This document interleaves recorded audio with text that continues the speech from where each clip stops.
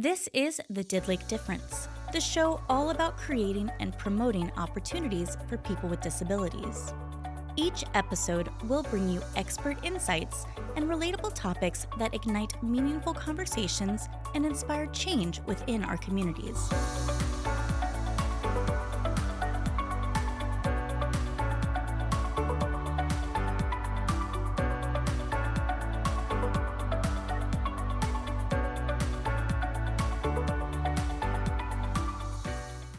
Welcome back to the Didlake Difference podcast. This show is all about creating and promoting opportunities for people with disabilities. Today, we're joined by Dr. Rachel Payne, Didlake Vice President of Advocacy and Public Policy. Rachel spearheads all advocacy efforts, working to advance policies that promote employment opportunities and full community participation for people with disabilities. Hi, Rachel. Hi, Erica. Thank you so much for coming on here today. You're welcome. Thank you for having me. Of course. So, to start off, tell me a little bit about yourself and your role here at Didlake. Okay, so as you mentioned, I am the Vice President of Advocacy and Public Policy. I've actually been with Didlake for coming up on 12 years now in July, and I actually started my career journey with Didlake as an employment specialist. I was the on-site skills trainer for a project search site down in Greater Hampton Roads. I started that project up just fresh and brand new into disability services. I came to Didlake with experience helping people in job training and just had a strong passion for employment and came to Didlake and here I am 12 years later, and I've worked my way through in different roles, and I've really been honored and blessed to be a part of this amazing organization. That is incredible. So, you've been with Didlake for a long time. And so tell me, how did the mission back then resonate with you and kind of draw you in? Honestly, I think at the time I was so focused on wanting to help people get jobs. And I knew that's what this organization did. And then the mission part about it, creating opportunities, I see employment as an opportunity. And there are a lot of other things that we do. It's not just employment based, but I was just really encouraged by, wow, I didn't even know this existed. I worked in human services for a really long time, but not disability services specifically. So it just really spoke to me to say, wow, this is just another way that I can help people. That's awesome. And so kind of going fast forward into your role today as the Vice President of Advocacy and Public Policy, tell me what the importance of advocacy is when propelling that Didlake mission forward. So for 60 years almost, I would say that as an organization, we started out because of advocacy. There were a group of parents in Manassas that came together and said, you know what? Our children with disabilities need to have education. They need to have an opportunity to receive and have access to education just like any other child or student with a disability. So they got together and formed the Didlake School. And so I say that that's really the kind of core and foundation of who we are as an organization. So we have been creating and promoting opportunities for individuals for 60 years now, and really around advocacy. Again, those parents, they advocated for change. And specifically, I think it really ensures that the voices of people with disabilities are heard. They're at the table, they're part of conversations. When I go to the Hill, in DC, whether that's on the national level in DC or the state level and going to the Capitol in Richmond, or just anyone out in their community. I think sometimes people think about advocacy as just the legislative advocacy aspect of it, but there are a lot of things that we all take for granted every day that we may not think about that really resonates when it comes to advocacy. So that's just being able to advocate for your own wants, your needs, being able to go out into your community and say, you know what, this is what I want to order for lunch. Or wake up in the morning and pick out your own clothes, you know, and say where you want to go, how you want to participate in your community. So advocacy goes a long way. And we've been teaching those skills to people for many, many years. And I'm proud to be a part of that. Yeah, that's awesome. I really wanted to touch on something that you said, being as that you are very active in the community and you spent a day on the Hill, right? So tell me a little bit about that and how that experience kind of goes for you and your role. Yep. So actually, just recently, last week, I was in DC, which we call the Hill. That's the big hill. In DC with many other nonprofit organizations, federal contractors in the Ability One program. And we were just talking about the needs of veterans specifically. We were talking about veterans who are participants in the Ability One program, who we employ, but even broadly beyond that, just the Ability One program, talking about what it is, why it's important, and things that we can do to continue the success of the program. Okay. It's a federal program that is the largest source of employment for people with disabilities or who are blind. And so we are a participant in that program organization. And so just taking the opportunity to meet with members of Congress or their staff, key committees in Congress to, again, talk about this program is critical to the work that we do. Also, I go to Richmond. So in the state of Virginia, our legislative session is at the beginning of every year. And it flip-flops. So every other year, there's what we either call the short session or the longer session when they do the biannual budget. And so usually January, February timeframe, I'm in Richmond. Again, meeting with our state officials, our delegates, our state senators, their staff, talking about disability issues, needs when it comes to funding and bills and legislation that can either positively or negatively impact the lives of people with disabilities. Wow, that is a lot. You are doing a lot out in the community. It is, and it takes a village. It really does. I don't do this on my own. In terms of, I would say, as a department, I am, the one person when it comes to advocacy and public policy, but I work with a lot of people. I work with our communications team here at Didlake. I work with our marketing team at Didlake. I work with the other members of the executive team. So we're all putting our priorities together. I get a lot of information from our rehabilitation services department in terms of specific funding or needs that they are finding within the work that they do on the state level, because the funding is a big part of what can impact a person's ability to receive the services that they need or for us to provide those services that they need. So I'm out there along with other advocates advocating for change and doing the best that we can. And it's a never-ending journey, but it's something that I appreciate the process. And I'm still learning. I'm here to learn. I don't know everything. And I hope that, every meeting that I have something to take away, but also something to leave with the people we're meeting with. 100%. I think it's really important that you mention that because it really does take a village, even as far as just anybody involved that knows about how important advocacy is needs to, make that happen. And in so many different levels, it's important. So that's really, really valuable. And so you mentioned that Didlake is an Ability One contractor. Can you tell me a little bit more about that and kind of Didlake's role? So the Ability One program provides products and services to the federal government. Didlake provides services. So we provide total facilities management, janitorial custodial services, mailroom services, and grounds maintenance. We are really excited to look into getting into other lines of business and expanding other lines of business and services that we can provide to the federal government. So more to come on that in the future. I hope to maybe come back or we can have some other folks talk about some of that stuff later. However, like I said, we do provide those services to over 35, within 35 different contracts. That is amazing. Employing, I think right now we employ just under or just around 1,500 people within Didlake, and the large majority of the people that we do employ are within the Ability One program. Oh, wow. And the fact that it's been such a long-standing and just reputable organization to, collaborate with, to partner with, to be a part of is really incredible. So that's awesome that Didlake is, doing that.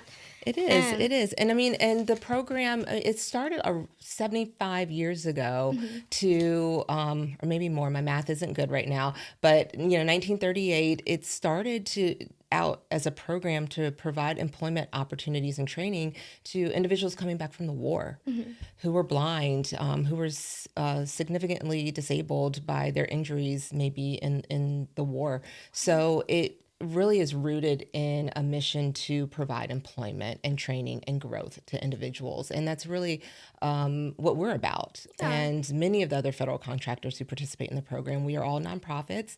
Most of us also provide rehabilitation services. So not only are we an employer, but we're also providing the supports. Maybe that's a little bit different than what a typical employer does. Everyone is required by law, if they have over 15 employees, to provide reasonable accommodations under the Americans with Disabilities Act. But I say that we go above and beyond that. We're really getting to know our employees and understand what they need that's going to help them be successful and help them to grow within their career journey, whether that is here with us at Didlake or with another employer in the future. 100%. And so going back to ADA compliance, that is something that, was really advocated for, right? And something that made a huge change in the workspace. So I wanted to ask you, what kind of other laws or policies have really stuck with you that have made that same kind of change or similar? I think when I think about just recently, and especially on the state level in Virginia, really big win for many disability advocates was the passage of the elimination of 14C. So that is a certificate that allows employers or nonprofits the ability to pay individuals with disabilities lower than the minimum wage. Oh, wow. So we refer to that as sub-minimum wages. It's not a law that has been ended on the federal level. So Virginia joined several other states. I think probably about 14 or 15 other states across the country. We joined a couple years ago in passing that law. So Didlake was a part of that. We advocated along with other nonprofits, disability advocates, other disability organizations in Richmond to say that, many see it as an antiquated practice, but there are others that, we're very sensitive to the desire for some individuals and families to want to continue to be able to have the jobs that do pay sub-minimum wages. However, we do want to focus on providing the training and education to employers to really adequately support someone with a disability to meet their needs, provide the supports they need to be successful, have good job matches so they're in the right job. Also looking at providing the training to that individual so they can do the best at their job and then get paid minimum wage or above. And another thing that I just thought of that is actually really suitable for this conversation when talking about advocacy is there was a bill that was passed in Virginia as well in 2022 that expanded voting accessibility for people with disabilities. So they expanded the definition. I have a good friend. His name is Connor Cummings, and he is very well known in Virginia and probably across our country. And I'm good friends with his mom as well. And that was a bill that they really pushed for, and I joined along with them and many others because Connor will explain that he loves to vote, and he'll say that. I love to vote. He's very active in advocacy, but at the same time, he can express that I'm not having a good day, so maybe it's the day that he's going to vote, and he wants to be able to vote curbside. Okay. But before the law was changed, it only had a more narrow definition of disability, saying that you had to have a physical disability to be able to vote curbside. Otherwise, you had to go inside. But if it's a really long line for someone like Connor, who just may be really overwhelmed by really large crowds, and maybe not always, but maybe just on that particular day, but they still want to vote. This gives them that option to still be able to vote on the day that they go to the polling place. So we're really excited to have that option. That's and, awesome. And for people to be able to exercise their right to vote, if they're registered to vote, which we encourage everyone to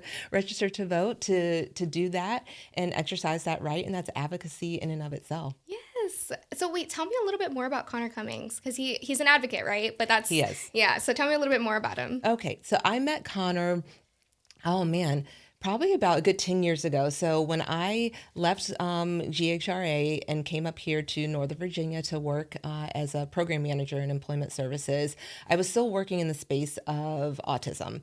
And so I had a lot of individuals I was working with and supporting on the autism spectrum. And so when I was moving up here, I wanted to expand my resources and get to know a little bit more around the autism resources in the area. So I found the Autism Society of Northern Virginia, and I went to their kind of, meet and greet, get to know us. And so I started to become familiar with ASNV, and I met Sharon Cummings, who is Connor's mother, and started to go to events and then get to know them and just work closely, especially on the state level of when it comes to advocacy. So I participate in the Autism Advocacy Day in Richmond every year.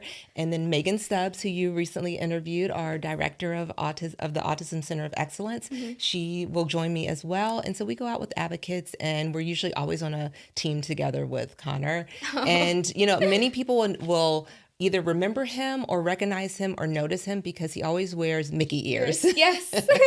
And he loves Disney. He loves everything Disney. They go on trips to Disney, and that is just like his trademark thing. Yeah. And it makes me think sometimes, like, man, do I have like a trademark thing that people can know me by? Yeah. I don't, but he does. And so he's very, very well known. Yeah. And so that's how I got to know them, through ASNV. And I am on the board, currently the vice president of the Autism Society of Northern Virginia. And so, another way that I can give back is through, my service that I can provide, and particularly around advocacy and disability employment. That's awesome. And so how do you, being a part of different organizations and participating in these, how do you kind of tie these in together when participating in your role or fulfilling your role?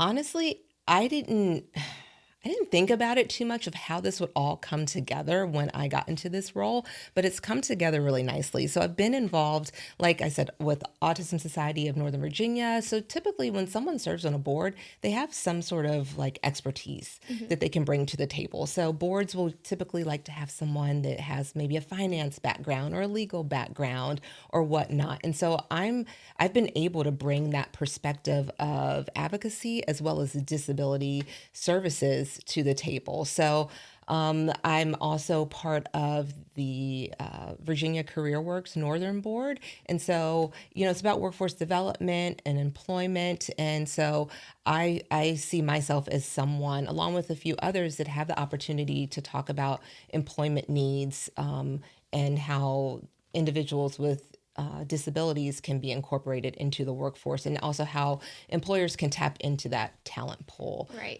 Also other just local groups, chamber committees, everything. I always try and bring the disability awareness to that group and whatever I participate in. That's awesome. That's such a unique set of abilities and opportunities that you can definitely share, and it helps everyone in your community outside. So that's awesome. It does. And then I have an opportunity to learn too, especially when I'm working with individuals and leaders within the business community, because there's a lot of things that are changing. And so it's really cool because then I get to bring that information back to us as an organization and then share that.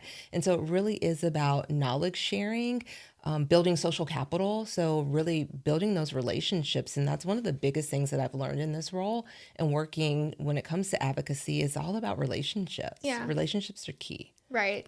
So tell me a little bit more. So the relationships are key. What else do you think makes that really great mix? Just being open to learning. Again, like I said, there are different things that I may not know, or different things that are just fast moving and changing, especially in the business world, that sometimes I think we all get, we get into what we do, So if I'm only thinking about disability services and, Medicaid waiver or SSI benefits or, 14C, any of these things that are going on, the Ability One program, changes in the federal government or legislation, if I'm only thinking about that, then I might be missing something else that does impact, whether it's direct or indirect impacts to the people we serve, to our mission, to us as an organization. We are still a business. we're still a business, and I don't ever want to lose sight of that as part of our executive team and making a lot of decisions on how this organization moves forward. So really being able to make sound business decisions and bring back information that I may learn out in the community when working with other leaders and members of the business community. 100%. And kind of tying it back into, you don't know what you don't know, right? But once you do, you have a responsibility to do something about it. What is something that you would want somebody that doesn't quite understand what advocacy is, what would you want them to know and understand? I would want them to understand that on the most basic level, we all need advocacy. We need advocacy for ourselves. We need to advocate for other people. And it's bigger than just that legislative advocacy. And I think a lot of times we think about it that way, and people say, oh, you're going to go to Washington, D.C., or you're going to go to the state capitol, and you're working on this bill and that bill. And there's a lot to it. And I have colleagues that I work with that also work in the government affairs and advocacy space, and they really dig into the policy part, and they're really good at that, and they can help draft bills. I look at that stuff too, but I also really look at the relationship side of it. And also, I really believe that my experience of working in the field and working directly with individuals with disabilities, training them, teaching them, I've learned a lot. I've learned a lot about what advocacy really means. And I don't think I recognized that for many years I was doing that already as part of my job. So when I was, would teach someone I was working with at Project Search, encouraging them to ask their supervisor for help. I was teaching them how to advocate for themselves. Yeah. And then to see that growth over time for someone where, their parent would say, oh, well, I was trying to help them pick their clothes out today, and they got mad, and they're like, no, I want to do it. I want to pick out my own clothes. I was like, hey, because, they're encouraged. They know how to advocate. They know how to speak up for themselves. And really, again, it's at the most basic level, it's about speaking up. Whether you're speaking up for yourself or you're speaking up for others, we all have a responsibility in doing that, but really listening to people, listening to what they need, understanding what they need, understanding what's important to them, what's important for them. We don't just do employment. We're not just an employer. We provide rehabilitation services, community-based services, community engagement. We have our day support programs. And so our amazing day support staff, they're teaching their participants every day how to advocate for themselves and encouraging them to do so as well. So I love that too. That's awesome. And just for a little bit of context, do you mind explaining what Project Search is for somebody that's listening and might not know? Yeah, so Project Search is a international program that is a job training program for individuals, students with disabilities. And so typically they're going to be in their last year of high school, and it's a connected program that involves a school, a host business, and an employment services provider. And so in the case of Didlake, we have, I think maybe we have about 5 Project Search sites now. Yeah. And historically, the programs have all been in hospitals. And that's actually how it started. It started in a hospital where there was a nurse that had observed volunteers with disabilities coming to and from the hospital and volunteering every single day, showing up, volunteering, doing different things. And she thought, well, why can't they work here? Why can't they have jobs? And I think the story went in the way that she connected with a teacher, and magically this whole program started. And so it does work with, under a model of braided funding. And so I missed one other partner. The other partner is a state vocational rehabilitation agency. So in the case of Virginia, it's going to be Virginia DARS. And so we all work together as partners to ensure that students come in at the beginning of the school year and experience internships within that host business. And they range from hospitals to resorts, to military bases, and it's just amazing. And it's to see the growth in the interns and the students from coming in to their first day at the host business being terrified and not knowing, one, where they're physically going, how to get from point A to point B, to meeting new people, to having gone from being in a classroom in a school every day to now taking transportation to and from a host business and going to work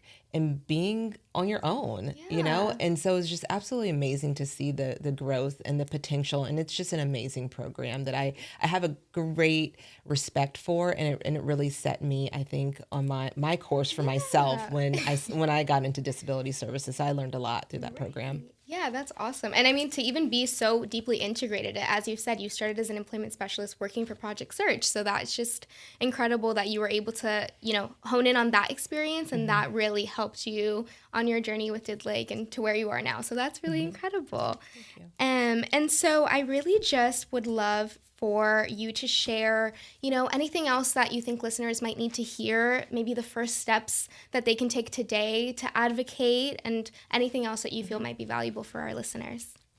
Well, there's a lot of information. I think sometimes I laugh because when I really got into this role, I took myself back to the basics and, some information that really was on probably the elementary school level of, how is a bill made and what is advocacy? And it's just so broad. Yeah. And so I would say to tell anyone who's really interested in advocacy, just to do some research, talk to people, understand how advocacy works on different levels. And again, just practicing that, practicing speaking up for yourself, practicing speaking up for other people. We tell our kids when they're at school, if you see someone picking on someone, don't just turn and go the other way. Say something, stand up for someone. Yes. And so it's just simple things like that, asking people if they need help. And if they need help, then help them as it's appropriate. And again, just educating, reading up on stuff, understanding how your local, when we do talk about politics or policy, understand how your local government works, whether you live in a city or, a town, if you have a mayor or, your city board of supervisors, your state delegates, your state senators, your federal, members of Congress and senators, get to know who those people are, understand, because they work for us. We elect them, we put them into office. And so they're there to support us, and they do mean it. So if you go to their websites, there's little things that you can fill out and get more information. You can get their newsletters. You can reach out to them for help when it comes to maybe some challenges that someone's having with Social Security benefits. There's a lot of different things that our elected officials do for us that many times people don't know and don't understand. And so just educating ourselves on what they're there to do is really important. Yeah, that is incredibly, incredibly important. And thank you so much for providing that information, You're Rachel. welcome. I really appreciate it. So I think we've covered everything. We really appreciate having you on. And thank you so much You're for taking the time welcome. to speak today. Well, thank you for having me. I do appreciate it. Of course. So thank you so much to Rachel, and thank you all for tuning in. And as you all know, it is incredibly important to advocate. Advocating starts with you. As Rachel has said, it's important to stay informed and stay educated. So thank you all for tuning in. Be sure to visit Didlake's website at didlake.org to learn more about their services and how to get involved.